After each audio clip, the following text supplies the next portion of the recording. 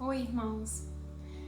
A gente vê num momento desse, tão diferente que nós temos passado, que muitas pessoas têm se angustiado, têm se desesperado, tem faltado confiança nelas.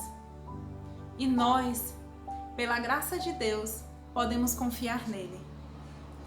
O salmista diz em Salmos 20, versículo 7: alguns confiam em carros e outros em cavalos, mas nós confiamos no nome do Senhor, o nosso Deus. Vamos louvar e engrandecer a Deus, porque Ele tem um nome lindo, maravilhoso, poderoso, em que nós podemos confiar. Louve ao Senhor cantando, louve ao Senhor orando, engrandeça ao Senhor, porque Ele tem sido a sua confiança.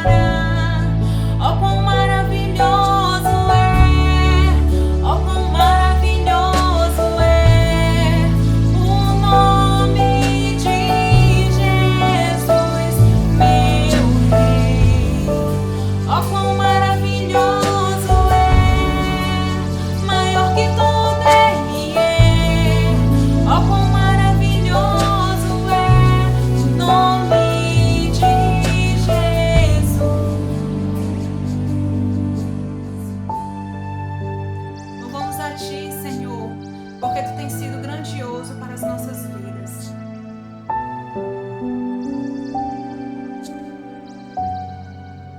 A morte venceste, o véu Tu rompeste, a tumba vazia agora está. O céu te adora, proclama Tua glória, pois ressuscitaste, viva estás. És invencível, inigualável, hoje pra sempre reinarás.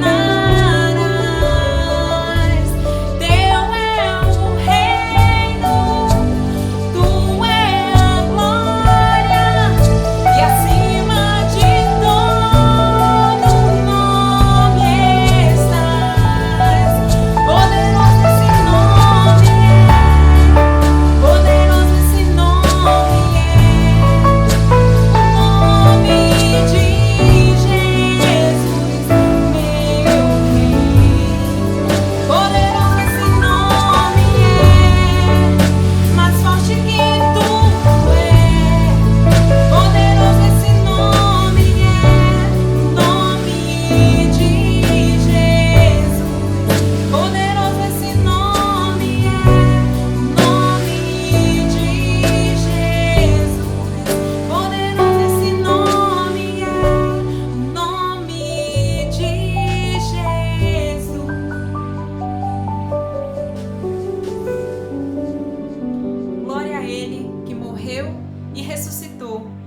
nós possamos confiar plenamente nesse nome.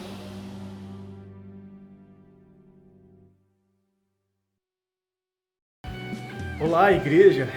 Boa noite, tudo bem? É muito bom ter você aqui conosco para poder prestar culto ao Senhor, juntamente com a nossa igreja aqui toda reunida. E nós estamos na campanha de missões estaduais. O tema da campanha é Plantemos, a colheita é certa. E a SBUC, dentro dessa nossa campanha, nesse mês, iniciou uma campanha de oração. Todos os dias ela está publicando um pedido. Você pode acessar esse pedido no Instagram dele, Batistas Unidos. Tem lá um círculozinho onde tem todos os pedidos de oração, está escrito oração lá e tem todos os pedidos.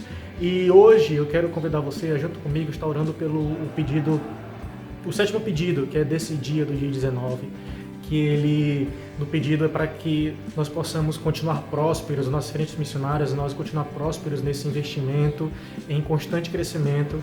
E você pode até verificar também no Instagram que o missionário de Independência, o pastor João Oliveira, nós mostramos até um vídeo dele no culto anterior, onde ele mostra lá uma imagem da toda a igreja dele reunida no retorno na EBD, onde eles estão estudando a história dos batistas. Então, vamos nesse momento fazer uma oração pela nossa campanha, pelos nossos missionários, por nossas igrejas, para que nós possamos continuar motivados para o crescimento, expansão do Evangelho e glorificação do nome do Senhor Jesus Cristo. Amém? Vamos orar? Santo Deus, amado Pai, obrigado, Senhor, por esta oportunidade de estarmos aqui reunidos, Senhor Deus, nesta noite orando.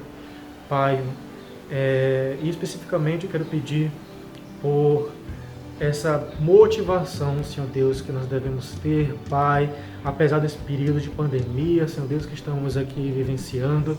Eu te peço, Senhor Deus, por nossas igrejas, por nossas frentes missionárias, Pai. É muito bom saber que eles têm mantido firmes, Senhor Deus, na obra, Senhor Deus, utilizando as ferramentas necessárias, Senhor Deus, digitais que nós temos utilizado, amado Deus.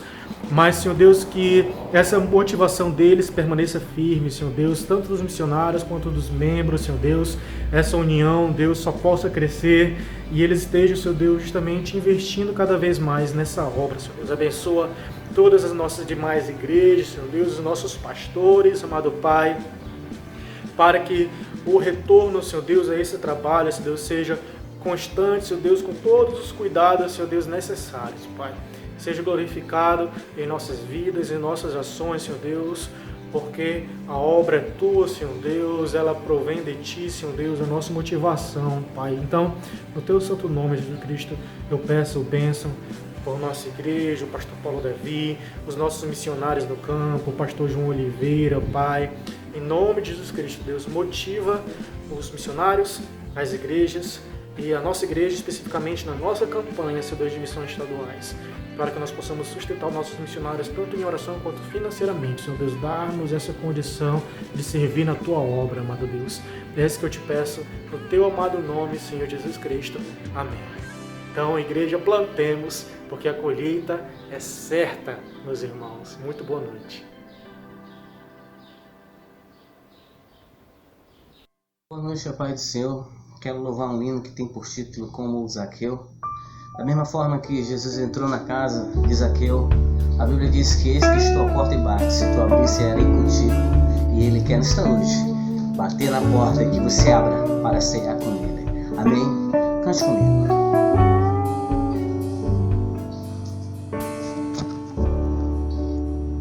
Como Zaqueu, eu quero subir o mais alto que eu puder, só pra te ver e olhar para ti, e chamar tua atenção para mim. Eu preciso de ti, Senhor. Eu preciso de ti, ó Pai. Sou pequeno demais, me dá a tua paz. Largo tudo pra te servir.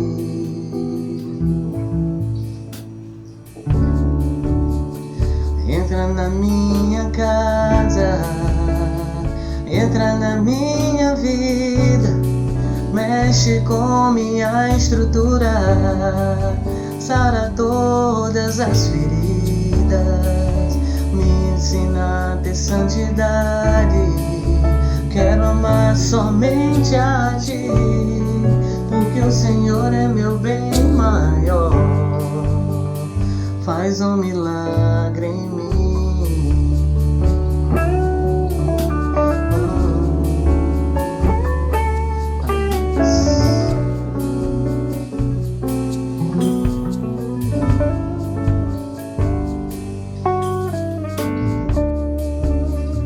Como Zaqueu, eu quero subir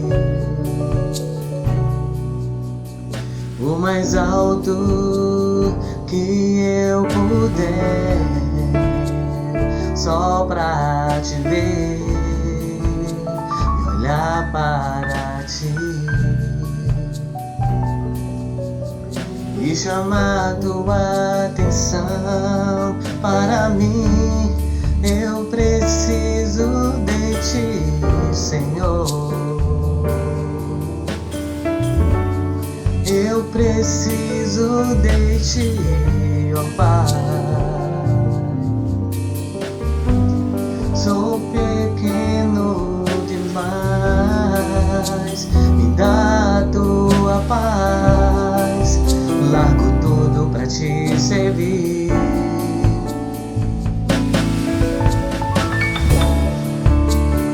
Entra na minha casa, entra na minha vida, mexe com minha estrutura, sara todas as feridas, me ensina a ter santidade. Quero amar somente a Ti, porque o Senhor é meu bem maior. Faz um milagre em mim. Entra na minha casa, entra na minha vida, mexe com minha estrutura, sara todas as feridas, me ensina a ter santidade. Quero amar somente a Ti, porque o Senhor é meu bem maior. Faz um milagre em mim.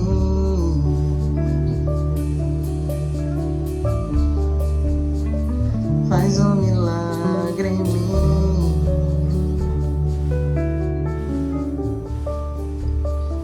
Faz um milagre em mim.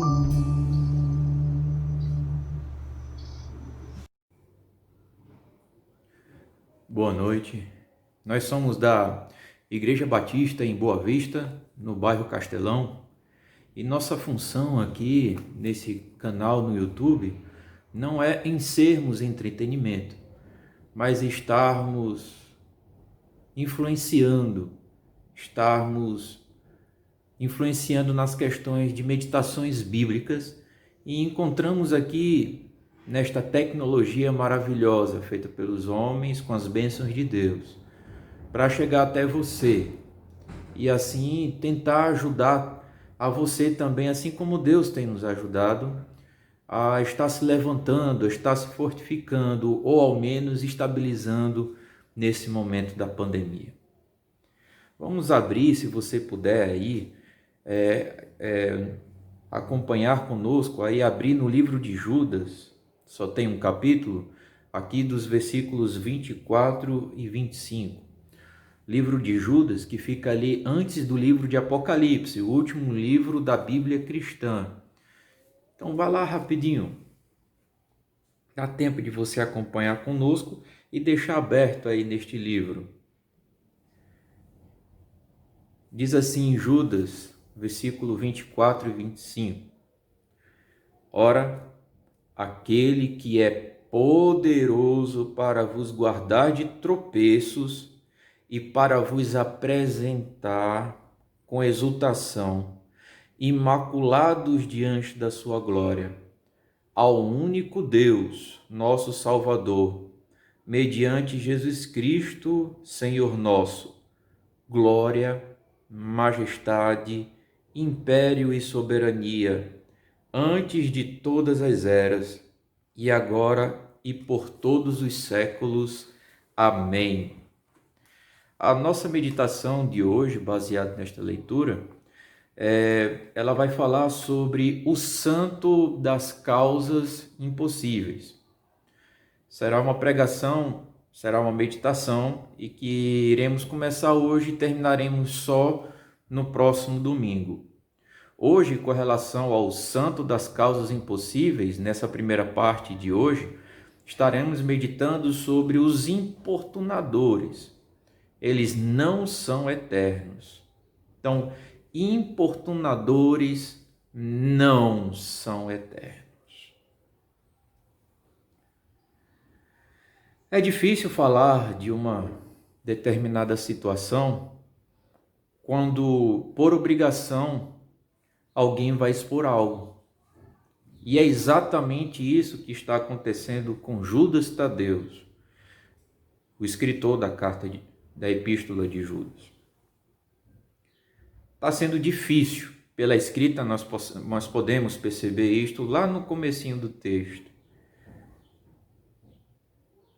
Porque uma determinada situação está o obrigando a mudar um pouco daquilo que ele realmente queria focar para os remetentes. Uma variação do expor algo ou alguém por obrigação é quando a comunicação ocorre por imposição. É o que de fato está acontecendo com Judas. E por imposição de alguma circunstância que envolve-nos ou envolve-nos. Mas aqui, no caso de Judas, ele está envolvido, ele está constrangido. E a palavra constranger significa exatamente isso. É quando algo envolve alguém, e aí esse envolvimento é como se fosse um laço, algo que aperta o indivíduo. Isso é imposição na comunicação, devido a alguma circunstância que está o envolvendo, o apertando, o constrangendo. Nisto, fazer algo obrigado ou obrigada na comunicação representa uma ação do princípio do dever. A circunstância poderia ser aquilo que de fato estaria o envolvendo, mas o que faz comunicar, motivado pela circunstância, é algo mais profundo, é algo que é em relação ao princípio do dever. Ele está se sentindo obrigado a comunicar algo pelo dever de amar, pelo dever cristão de realizar esse princípio do amor, do cuidado, da exortação para com o próximo. É como se naquele momento do estudo, da preparação, já na escrita, aliás, da epístola, algo chegasse em sua memória como dever de escrever aquilo ali que não estava programado. É isso que acontece com Judas. Como é que nós podemos entender o que seja este princípio do dever?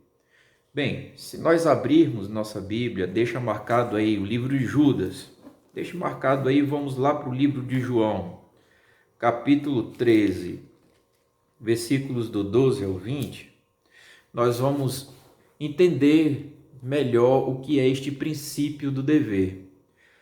João, capítulo 13, o Evangelho de João, Mateus, Marcos, Lucas, João, tá certo? Comecinho dos livros do Novo Testamento.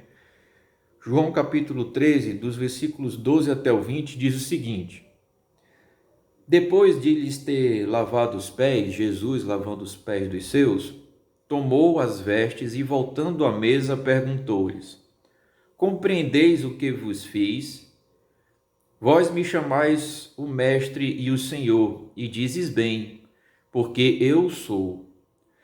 Ora, se eu, sendo o Senhor e Mestre, vos lavei os pés, também vós deveis lavar os pés uns dos outros. Princípio do dever. Porque eu vos dei o exemplo para que, como eu vos fiz, façais vós também. Em verdade vos digo que o servo não é maior do que o seu senhor, nem o enviado maior do que aquele que o enviou. Ora, se sabeis estas coisas, bem-aventurados sois, se as praticardes.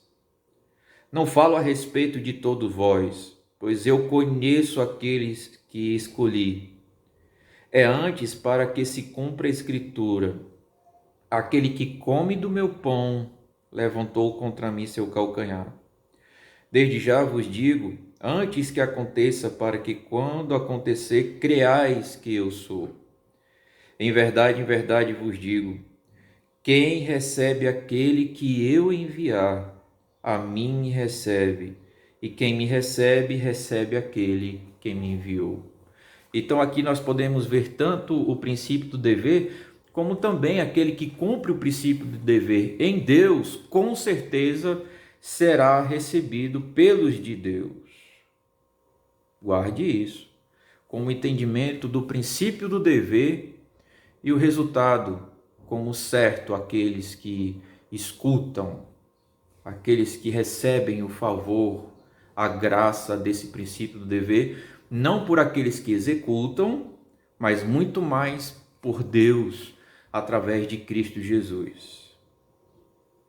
E esse princípio do dever que nós vimos lá em Judas, você pode retornar para o livro de Judas, ele é contra aqui o constrangimento do mal. Ele é contra o aperto, o incômodo do mal, e é nesta motivação que as palavras saem do princípio do dever, porque o mal pressiona, o mal influencia, o mal está incomodando, o mal está importunando. Na epístola bíblica de Judas Tadeu, que aliás Tadeu significa grande coração, corajoso, o autor relata querer registrar por escrito ideias comuns aos remetentes. Então são as mesmas ideias que inicialmente ele quer escrever com relação aos ensinos de Deus, aos ensinos de Cristo. Ele tem algo em comum, ele quer registrar, ele quer compartilhar por texto. Como aqui um reforço doutrinário de tudo que eles já sabiam entre si sobre a salvação em Cristo Jesus. Olha aí o que diz no versículo 3 de Judas. Diz assim Judas, versículo 3 do livro de Judas: Amados, quando eu empregava toda a diligência em escrever-vos acerca da nossa comum salvação, foi que me senti obrigado a corresponder-me convosco, exortando-vos a batalhardes diligentemente pela fé que uma vez por todas foi entregue aos santos. O mesmo texto registrado por Judas revela que mais importante para o contexto, para o tempo daqueles irmãos, era o de expor a aplicação das doutrinas já sabidas. E estas aplicações seriam com relação às batalhas espirituais, as batalhas pela fé. É este o conteúdo central da epístola de Judas. É a orientação de Judas para com seus irmãos, já introduzido ou fundamentado pelos ensinos de Cristo. É uma exortação, uma orientação, entendendo que ele já tem o fundamento de Cristo, com relação às batalhas pela fé. Portanto, condicionado ao princípio do saber, Judas reforça parte da doutrina da salvação em Cristo aplicável às batalhas. as batalhas pela fé. Isto aplicável no contexto daqueles irmãos. E Judas sabia muito bem o que estava acontecendo com aqueles irmãos. Mas é interessante que quando quando ele se coloca obrigado pelo princípio do dever a comunicar isto sobre as batalhas da fé, lá em Judas, no versículo 1, ele se coloca como servo. E servo aqui é escravo. Escravo de quem? Servo de quem? De Jesus Cristo. Então não é algo que parte dele, parte de uma função, parte de uma missão, parte de uma ideia vinda de Judas, mas algo referente a Jesus Cristo. Não pertence isto a Judas. Pertence a Cristo Jesus. Já o contexto daqueles irmãos, qual era? O contexto daqueles irmãos era de estar entre homens ímpios, entre sonhadores alucinados, que estão se infiltrando na comunhão dos santos irmãos.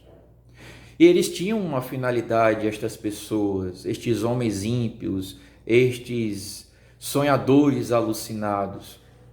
E aqui nós podemos resumir a finalidade destas pessoas más em 3.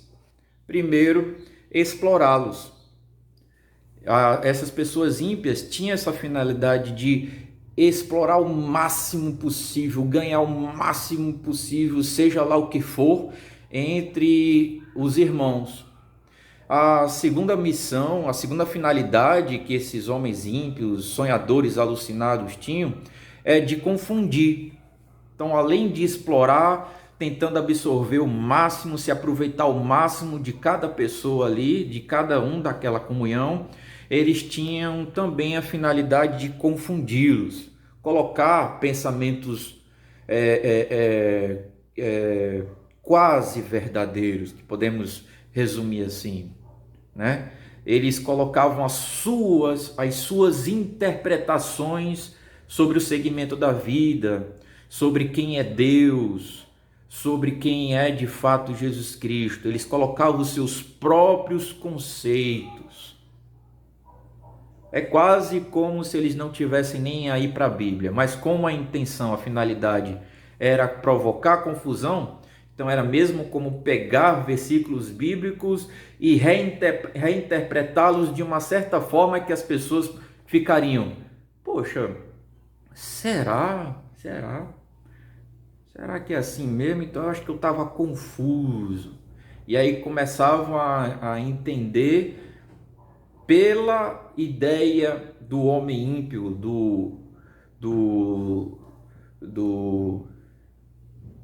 do alucinado, do que pela própria palavra de Deus. E a terceira finalidade que nós podemos encontrar como resumo desses homens ímpios, desses sonhadores alucinados, era dispersão. Então, explorou, conseguiu arrecadar o máximo possível, conseguiu alcançar o objetivo de todos os interesses. Agora vamos confundir a ideia desses. Conseguiu desunir, conseguiu tirar esta comunhão destes, então agora vamos dispersar, que é a terceira finalidade. Ou seja, acabar com a comunhão, acabar com este grupo, não permitir que esse grupo tenha reações, tenha forças. Vamos enfraquecer este grupo. Diretamente ou indiretamente, essas 3 características estão bem claras no texto com que Judas está escrevendo contra essas pessoas. Então, estes gananciosos que nós podemos ver aí, lá em Judas, versículo 11, versículo 16, que se resume em motivos, interesseiros, caçadores de recompensa, esses homens ímpios, eles são dissimuladores. E a palavra dissimulador dentro do texto significa o quê? Significa quem está eles se infiltram como um ladrão se infiltra na casa de alguém, na casa de um familiar. É algo sorrateiro, é algo discreto, dificilmente, de difícil percepção, é dissimulador. Eles entram secretamente na comunhão dos santos. Então, Judas os identifica aqui, quando ele é constrangido para escrever. Como é que ele os identifica? Observando as características meio ao povo santo, aos irmãos, que os comunica também como certas pessoas estão se comportando, mas principalmente eles são identificados por profecias bíblicas. Vamos ler aqui no livro de Judas, o versículo 4, versículo 14 e versículo 16. Olha aqui no livro de Judas, versículo 4. Pois certos indivíduos se introduziram com dissimulação, os quais desde muito foram antecipadamente pronunciados para esta condenação. Antecipadamente pronunciados, lá no original tem o sentido de terem sido registrados. Foi escrito sobre isso. Homens ímpios, esta é a condenação. Homens ímpios que transformam em libertinagem a graça de nosso Deus e negam o nosso único soberano e Senhor Jesus Cristo. Então, eles foram já descritos, o juízo sobre eles já tinha sido profetizado. O versículo 4 deixa muito claro isso. E qual é o juízo que foi feito sobre eles? Que eles são de fato homens ímpios. Eles já foram julgados no passado como pessoas ímpias. E por que eles foram julgados como homens ímpios? Porque eles transformaram em libertinagem. Libertinagem. Não confunda com liberdade. A liberdade que Cristo nos dá. Mas aqui eles estavam tentando transformar a libertinagem, a graça do nosso Senhor, do nosso Deus. E negam o nosso único, estavam negando o nosso único soberano e Senhor Jesus Cristo. Versículo 14 e versículo 16 também. Olha o que diz no versículo 14. Quanto a estes, foi que também profetizou Enoque. E aqui ele já diz quem foi Enoque. O sétimo depois de Adão, dizendo: Eis que veio o Senhor entre suas santas miríades. Versículo 16. Os tais são murmuradores, são descontentes, andando segundo as suas paixões. A sua boca vive propalando grandes arrogâncias. São aduladores dos outros, por motivos interesseiros. Está vendo aí a característica destes homens? Você guardou que aqui Judas não está falando de qualquer um, Judas está falando sobre algo que já foi profetizado por Enoque. Judas conseguiu encontrar em Enoque, nas profecias de Enoque, o sétimo depois de Adão, as características desses homens ímpios que também, além de toda a história da humanidade, estão incomodando os dias de Judas. Em Judas, o pessoal que podemos chamar de balbúrdia, o pessoal da balbúrdia, são homens ímpios que têm as seguintes características, como nós vimos lá. 1. Transformar em libertinagem a graça de Deus. O que seria aqui a palavra libertinagem? A palavra libertinagem, ela tem o sentido aqui de transformar a riqueza da graça de Deus em luxúria. Ou seja, estavam pegando a graça de Deus e abusando, transformando isso em riqueza segundo os conceitos humanos. estavam pegando o pecado da luxúria para absorver a graça de Deus, transformando em que a graça de Deus? Tentando transformar em que? Em bênção que podia me dar um sentido de Deus sobre sermos ricos nas questões espirituais, muito mais do que as questões físicas, e estavam transformando o ideal humano sobre a graça de Deus em riqueza, em luxúria. Este é o sentido de libertinagem, ou seja, o homem estava aplicando seu conceito de liberdade e dizendo isso que era a graça de Deus. Ele não estava pegando o conceito de Deus sobre liberdade, ou seja, eles estavam ultrapassando os limites do conceito de liberdade da graça de Deus. Segunda característica, eles negam a divindade.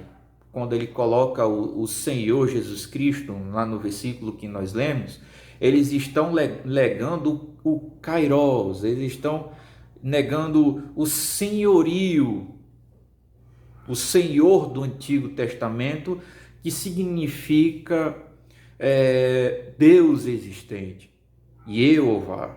Eles estão negando Jesus Cristo como o Jeová, o Senhor do Antigo Testamento.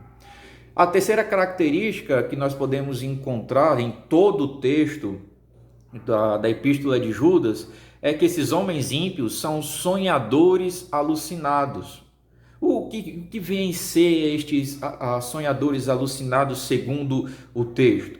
Bem, segundo o texto, estes sonhadores alucinados, eles seriam pessoas que abandonaram indevidamente e ousadamente suas origens. Como assim, pastor? Eles abandonaram indevidamente e ousadamente suas origens. Como é que nós podemos entender isso? Bem, isso aqui você pode entender pela seguinte forma: eles abandonaram os bons princípios já conhecidos pela sua existência. Quando eles sabem o que estão fazendo, está errado. Coisas que sabem que não é da boa índole, da boa moral, e não tem relativização aqui das manifestações de Deus, daquilo que para a humanidade, não é específico para uma cultura, o que para a humanidade deve ser bom. Então eles estavam aqui abandonando estes bons princípios, as coisas já sabidas. Uma quarta característica que nós encontramos desses homens ímpios dentro do texto da Epístola de Judas é que eles estavam contaminando, eles contaminam a carne, que seriam as práticas imorais, que seriam as práticas contrárias aos ensinos divinos. É como se você pegasse que isso aqui seria o quê? A prática dos sonhadores alucinados. Tenho as minhas ideias sobre isso, saio, me transcedo dessas ideias e agora vou colocar isso em prática. Contaminam a carne de si e do outro. São capazes de fazer isso. São pessoas que influenciam muito. Uma quinta característica dessas pessoas, desses homens ímpios encontrados no texto, é que eles rejeitam o governo. Eles não aceitam o governo de ninguém. Para eles, as suas ideias, o seu viver é o seu próprio governo. Uma sexta característica, por causa de rejeitar o governo, o que é que eles fazem então numa sexta característica? Quando existe um governo, eles difamam o governo. Criam coisas erradas sobre aquele governo. Julgam aquele governo de forma indevida, difamação. Então eles difamam o governo, e não é só o governo no sentido dos mais altos cargos superiores, mas o texto traz bem claro que eles difamam qualquer tipo de autoridade. Por quê? Porque eles mesmos se acham autoridades da vida. Imagine só, numa tribo em que todo mundo é cacique, né? Ninguém sabe ser índio. eu ainda prefiro ser índio. Meu cacique é meu senhor. Uma sétima característica que nós podemos encontrar no livro de Judas sobre esses homens ímpios é que eles também difamam tudo o que não conseguem entender. Tudo aquilo que está fora da compreensão das ideias deles, eles também difamam. E olha só uma oitava característica. Ele tornou o princípio também corromper até aquilo que conseguem entender. Eles conseguem, até aquilo que eles conseguem compreender, veem que está certo, mas não julgam em suas ideias, em suas ideologias o correto, eles também difamam as coisas compreensíveis. Eles difamam o compreendido por eles também. Estas 8 características aqui que nós acabamos de ter um breve comentário são a essência do que podemos dizer sobre o pessoal da balbúrdia, os penetras gananciosos. Mesmo que seus comportamentos possam ter até mais características através das figuras de linguagens dos versículos 11 até o 16. Mas as 8 que acabamos de ler resumem muito bem quem é esse pessoal da balbúrdia, quem são esses penetras gananciosos. Assim, estes ímpios têm sido ousados nas possíveis ideias sobre fé. Eles são ousados. Eles querem pegar o impossível das ideias sobre fé, coisas contrárias às revelações de Deus, e querem colocar no mesmo patamar e até superior. Vamos dar uma lidinha aqui no livro de Judas, versículo 9 e 10, que diz o seguinte: olha como eles são ousados, e o registro é colocado aqui através da comparação que Judas faz, né? Contudo, o arcanjo Miguel, quando contendia com o diabo e disputava a respeito do corpo de Moisés, não se atreveu a proferir juízo infamatório contra ele. Pelo contrário, disse: o Senhor te repreenda. Se formos colocar em prática quem são um exemplo destes ousados interesseiros, são aquelas pessoas que se acham com poderes milagrosos para tudo. Têm soluções para tudo, além da própria Bíblia, além das próprias manifestações de Deus. Estou falando nas questões espirituais. Não passa desse limite. Versículo 10. Estes, porém, quanto a tudo o que não entendem, difamam. E quanto a tudo o que compreendem por instinto natural, como brutos sem razão, até nessas coisas se corrompem. É sério o negócio.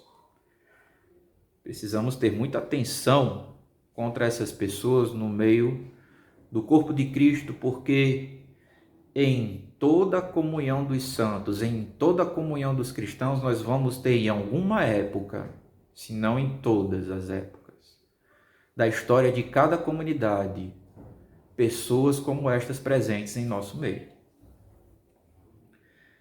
Quem é o público-alvo? Quem é o público-alvo de Judas Tadeu? Em termos geográficos, nós podemos entender que são anônimos. Em termos espirituais, são todos aqueles que entendem o convite de Deus Pai a estarem inclusos, a estarem guardados na maestria, no senhorio de Jesus. Nós podemos encontrar até a finalidade do nome de Jesus para entendermos isso lá em Lucas capítulo 1, versículo 21. Após essa pregação, confira lá, não esqueça não, anote aí, Registre aí, bem fácil de lembrar, para a gente entender a finalidade do nome de Jesus. Lucas capítulo 1, versículo 21. Porque essa finalidade de Jesus, se você entender, você está incluso, você está guardado no senhorio de Jesus contra todo o mal que não pode dissipar a sua vida, que não pode perecer a morte eterna. Logo, os termos espirituais inspirados por Judas Tadeu ampliam o público para o além da geografia, para o além do ambiente em que para aquela carta foi escrita, e para além também do tempo intencionado pelo próprio Judas. Aquela carta não pertence somente aos tempos daqueles irmãos em que Judas Tadeu escreveu, mas chega também para os nossos dias. Nisto, os escritos dos santos das causas impossíveis respira também aos de Jesus em nossos dias. Depois você dá uma olhadinha lá no versículo 1 de Judas. Portanto, em nossos dias, os de Cristo que são influenciados, incomodados, perturbados, importunados pelas paixões ideológicas e arrogantes da ambição dos homens ímpios a estes sim, é direcionado a saudação com o desejo de que o resultado da multiplicação da paz, do amor e da misericórdia os dei antecipadamente a certeza, o conhecimento, a verdade da vitória desta batalha espiritual. Olha só, são para estes em que a misericórdia, o amor e a paz são direcionados. Judas, versículo 2, diz o seguinte: a misericórdia, a paz e o amor vos sejam multiplicados. E aí você inclui o versículo 24 e 25 que nós lemos no início da nossa pregação. Quem é este santo das causas impossíveis? É Judas Tadeu? Não. É o Senhor que também esclareceu a própria existência meio a uma miríade. Você encontrou essa palavra miríade, escutou essa palavra miríade, leu essa palavra miríade lá no versículo 14. A palavra miríade é uma forma grega de expressar uma multidão, que ali estava presente, uma multidão quando o Senhor se expressou ali no contexto de Enoque. Quando o Senhor se revelou, é a forma grega, apesar de estar no outro mundo, o mundo dos hebreus. Os gregos, quando registraram isso, registraram nesse entendimento, que tinham no mínimo que tinha ali em torno de 10.000 pessoas. Miríade significa isso. Mas como nós não temos uma contagem certa, porque é em torno de, é considerado um número de 10.000 pessoas, nós podemos ter uma certeza de que esta revelação acontecida em Enoque, no mínimo, tinha uma multidão presente durante essa profecia de Enoque. É o Senhor dos serviços. Este é o santo das causas impossíveis. Ele é o Senhor dos serviços de Judas também, de Judas Tadeu. Judas capítulo 1. O próprio Judas se coloca como servo. Olha lá no primeiro versículo. O santo das causas impossíveis é o Senhor em que a justiça da vida está condicionada com pesar para os homens ímpios. Judas capítulo 11. O próprio Judas, lá no capítulo 11, aqui, capítulo 1, no versículo 11, nós vamos pegar somente o início do versículo que tem a expressão ai deles. Aqui Judas, ele fala desse ai, que esse ai tem o significado de quê? De uma exclamação de pesar. Ai deles que fazem isso no meio do povo de Deus. Ai deles. Como é que a gente pode guardar um pouco mais sobre essa expressão do versículo 11 que diz ai deles? Porque aqui é um pesar associado às convicções erradas de suas obras. Versículo 15. E convicções aqui não é o achismo que muitas vezes os políticos falam isso quando vão acusar alguém, ou até políticos quando vão acusar alguém que vê, eu tenho convicções. Não. Aqui a palavra convicções dentro do texto bíblico é tudo aquilo que é provado.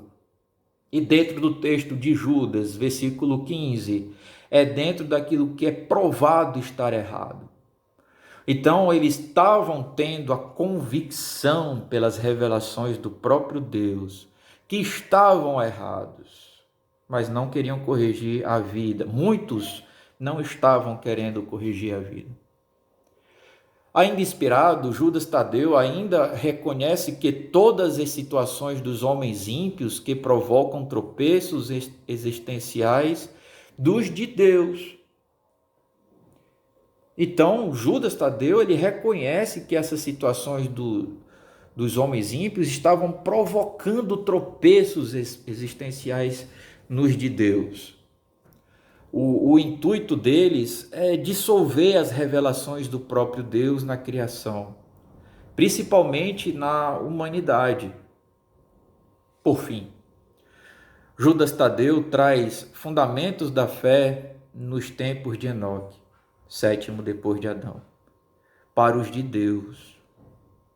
Para os de Deus sempre trazerem à memória o juízo de Deus também sobre os aproveitadores que estão em nosso meio, os arrogantes que estão em nosso meio. Estes se infiltram no rebanho do próprio Deus e Deus permite. E estes homens chamados ímpios têm uma finalidade: serem mercenários da fé. E serem de tal modo que somente o poder de Deus terá potência contra ele.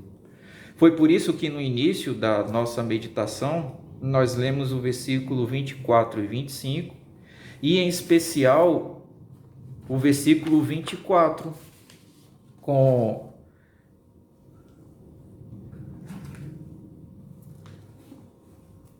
este trecho. Ora, aquele que é poderoso para vos guardar de tropeços, para vos apresentar com exultação imaculados diante da sua glória, ao único Deus, nosso Salvador, mediante Jesus Cristo, nosso Senhor, glória, majestade, império e soberania, antes de todas as eras e agora por todos os séculos. Amém. No versículo 24 que tem esse início, aquele que é poderoso, é exatamente porque nesses momentos os de Deus têm uma oportunidade para reconhecer que o santo das causas impossíveis é Deus através de Jesus Cristo. Comportamentos humanos, alguns comportamentos humanos, principalmente dos homens ímpios, são imodificáveis. E até os comportamentos maléficos, eles são impotentes para a resolução das ideias humanas. Eles são impotentes para encontrarmos soluções. Eles são potentes contra qualquer solução das ideias dos crentes, dos humanos. Por isso tem que recorrer a Deus. Porque eles não vão mudar. E se não tiver Deus no meio desse povo, esse povo vai dissolver. A coinonia não vai existir. É isso que acontece. Esse período É um período que, quando essas pessoas estão no meio do rebanho de Deus, que se dizem santos, mas não são, são pessoas que vão nos ajudar também a estarmos recorrendo aos milagres de Deus. Importunadores não são eternos diante do poder de Deus. Te agradecemos, Deus, pela tua palavra. Livra-nos dos homens ímpios. É assim que nós oramos ao Senhor, em nome de Jesus. Amém. Que Deus nos abençoe.